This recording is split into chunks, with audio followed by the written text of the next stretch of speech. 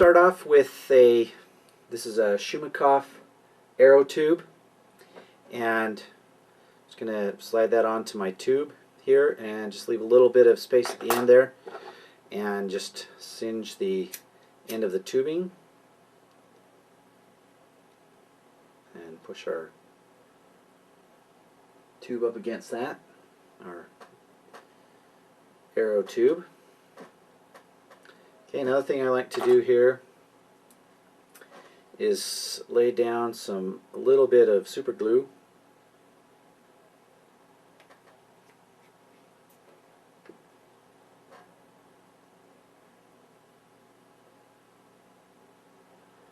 And just get that up and down the length.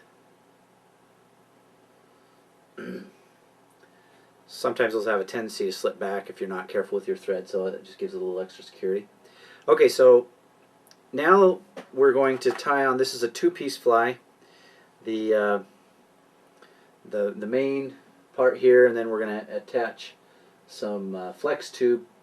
This is a translucent, flexible tubing that works well.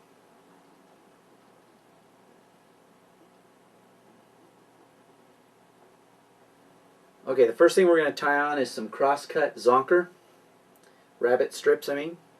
Not zonked, they're just cross-cut. And just about length of the body.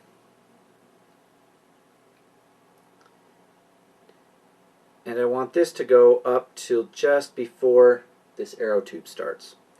Now with this, one of the reasons I use gel spun thread is because you really sometimes have to cinch these down, or they have a tendency to spin on the tube, and with rabbit strip especially, it'll come undone and your fly will come apart.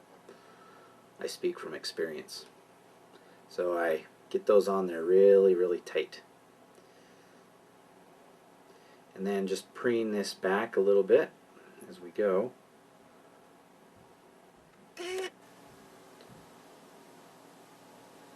Okay, once we have our rabbit strip tied in there, I'm going to go ahead and add some tan or yellow mallard flank just to give it a little contrast. So I pick a good feather that's got some of the colors I want and the length. So we're going to end up with a feather like this. So what we'll do is we're just going to lay this on top with this junction here right at the tie-in point, which is right where my rabbit strip left off. I'm going to tie that in there. Again, you want that fairly tight. And I'm going to bring that for a little extra security back over and then wrap back over that. And then you can snip off that end. So we basically have something like this. Now we're just going to give this a number of wraps, and you need to make sure you're preening this back as you go. Usually it's easiest to just fold your hackle back like that, and then you may need to preen that. You probably only need to go around once, like so, and then cross our thread over and tie that off. And I usually need to go back up over to secure it right before we cut this guy off.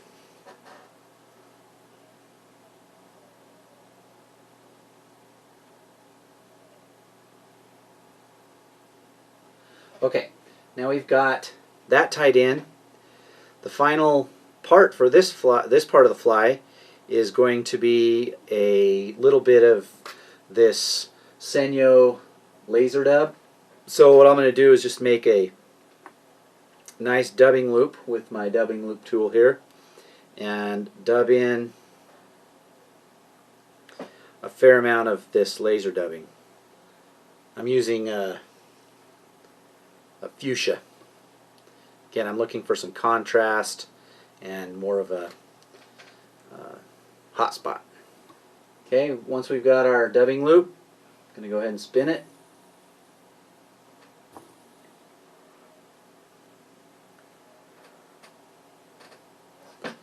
Okay, now on this one, this stuff's a little bit wispier, so I don't want to use the heavy brush on it. I'm just going to use my little special toothbrush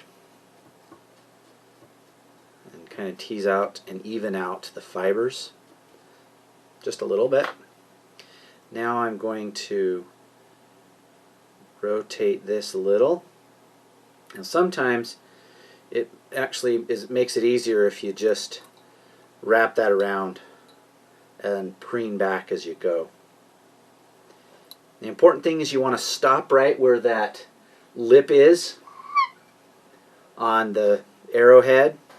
That way your whip finish and the rest of the wraps can go right down in front of that and they'll disappear. So now we'll just give it a whip finish. Again, your whip finish wraps should go right on that lip so that they will become invisible.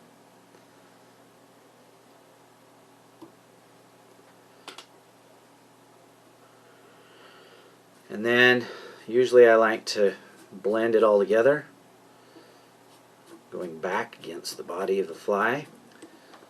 Alright, second part, we're going to grab our flex tube. And this is a little bigger diameter, so you gotta open up your adapter a bit here. Alright, on this one I want to actually leave a little bit of space, about 2/3 of the way back to where the hook's going to go in. So I'm just going to attach my thread at about that point. And what we're going to do for this part is dub a very light body of the same laser dubbing, but it's going to be the chartreuse, or the chartreuse. And also I'm going to lay on a little bit of wrap of some tinsel, and this is just a small size tinsel. So we'll tie that in first.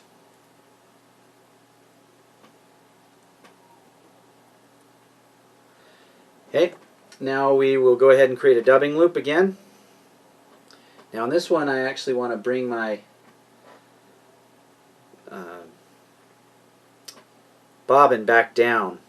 I want that to become part of the loop because I don't want to create a bunch more thread wraps around this at the top. Then we'll go ahead and stick our dubbing in. And once we've got our dubbing loop, we'll go ahead and spin that.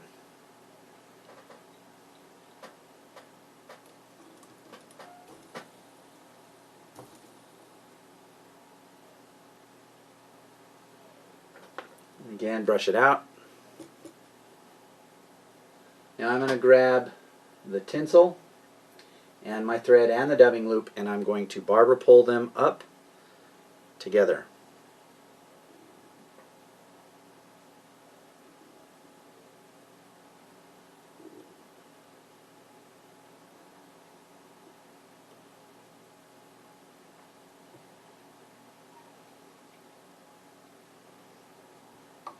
And then when I get to the top, I'll just take my thread and tie those other two off. We're going to whip finish.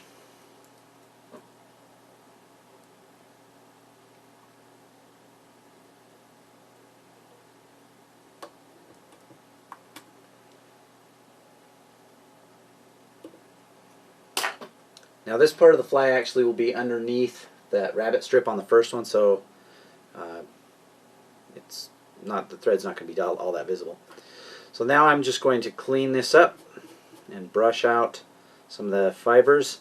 Again, you want this tube to show through underneath for that nice translucent effect, but as you brush this laser dubbing out, it goes back. That creates another nice little translucent effect, and this is a great pattern. Right, once we've got our two pieces, and you insert that in about 1/4 to 1/2 inch. Then I just use this Owner mosquito hook. This is a size 4, I believe. There's our pattern.